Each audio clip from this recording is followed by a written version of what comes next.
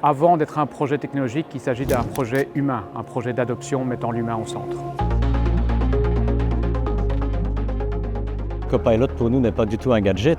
Ça s'inscrit dans une démarche qu'on a démarrée il y a presque un an sur la mise en œuvre de M365, de Teams, SharePoint.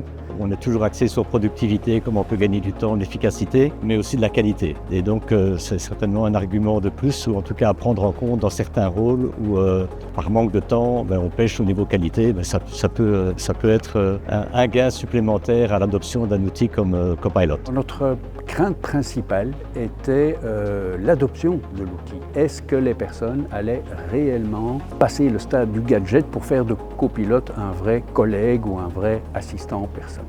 Et là, la réalité nous a appris qu'avec avec des bonnes formations et un bon accompagnement sur le terrain, on a réussi en effet à faire monter rapidement ce taux d'adoption.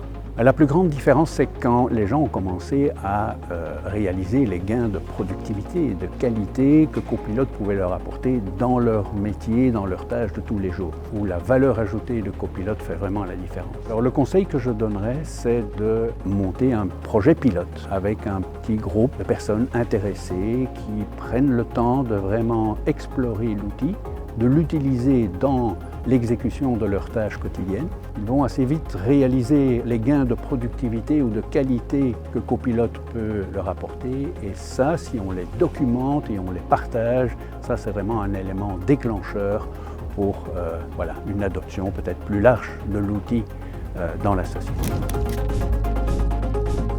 Si les participants devaient repartir avec une seule idée forte, je dirais que l'IA n'est ni neutre ni indépendante. Elle est le reflet de notre façon de travailler. La différence entre un projet Copilot qui marche et un projet qui reste au stade de test est le passage de l'outil au réflexe. Il faut vraiment que l'outil devienne transparent et que ce soit ancré sur des vrais besoins métiers pour que l'utilisation soit fluide. Dans un an, je pense que ce qui aura le plus changé de la façon de travailler avec Copilot, c'est que l'outil ne sera justement plus perçu comme un outil. Il sera ancré dans nos procédures et dans nos habitudes de travail.